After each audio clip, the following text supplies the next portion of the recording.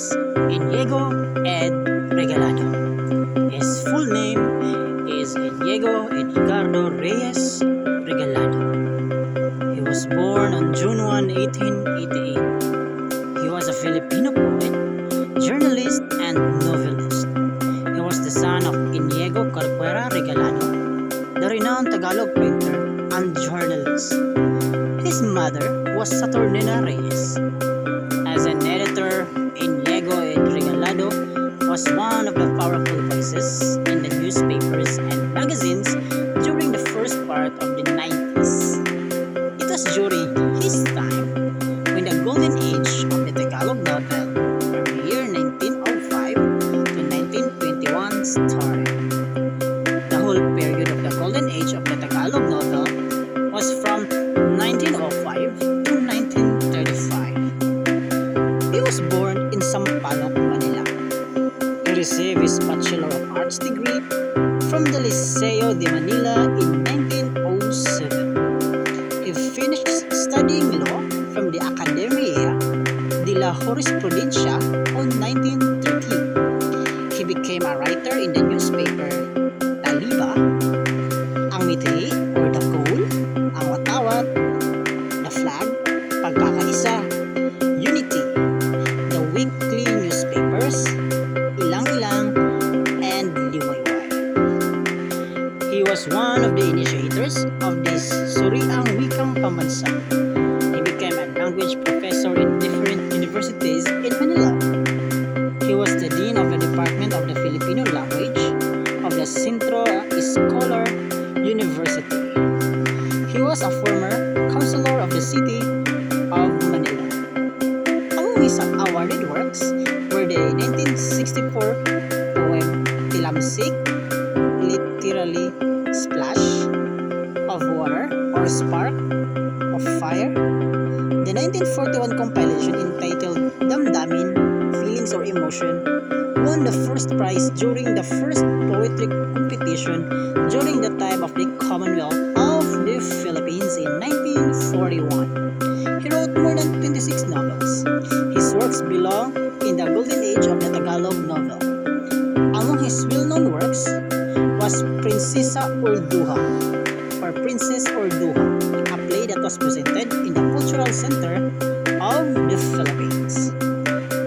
Regalado was careful in choosing descriptive words for his writing. He used clear characterization, natural dialogue, and settings for the novels and short stories. He died on July 24, 1974 because of lung cancer in Lourdes Hospital in Manila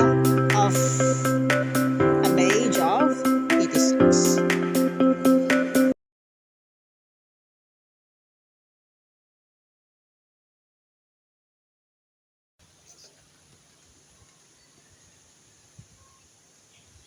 Alfredo was torn between doing what is right and what is in his heart. Alfredo Salazar is a lawyer and the main character in the story. He is the love of the life of Esperanza. They have been together for 4 years and meant to get married in May. The relationship in the beginning was full of enthusiasm, full of love and happiness. But like other long-term relationships, their feelings for each other changed as time goes by. Esperanza was beautiful, elegant, deserved, and distinctly not average type of a woman. She loves her Alfredo so much and trusted him with her whole heart. After their 4 years of engagement, Alfredo thought of finding his real ones. When Alfredo tried to do some neighboring with his dad, Don Julian, he met Julia Salas, their neighbor's sister-in-law. She was just a visitor in town and been there for only 6 weeks. They found good company between themselves, and as they knew it, it became a weekly habit, for it interested Alfredo so much as they grow their new friendship. Alfredo found a new happiness and starts to fall for her. One day, his family invited Julia's family in their coconut plantation near the beach. It's a chance for them to have some quality time together, but this is also the time to say goodbye. Julia is planning to leave the town and go back home. It breaks the heart of Alfredo and made him more confused than ever. He is thinking of choosing Julia over his fiancée Esperanza. But what people will say is what he thinks matter most. He married Esperanza after Julia left the town. He was not happy and realized that everything had fallen back into place.